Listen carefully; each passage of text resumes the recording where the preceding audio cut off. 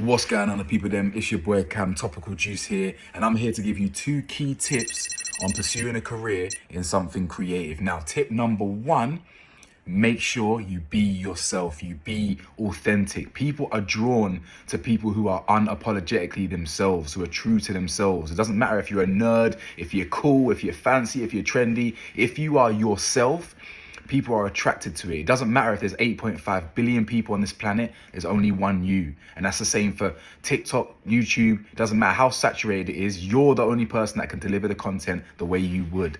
Okay? Tip number 2, don't expect your friends and family to support and push your content. Manage your expectations. Not everyone sees the vision. You'd like to think all your friends and family will just press subscribe, they'd press share, they'd support, they'd press like, but not everyone does it. People have their own lives, people have their own timelines. Manage your own expectations. Make them see the vision. When you push the vision, when you push the dream, they'll see the vision. I'll see you at the top.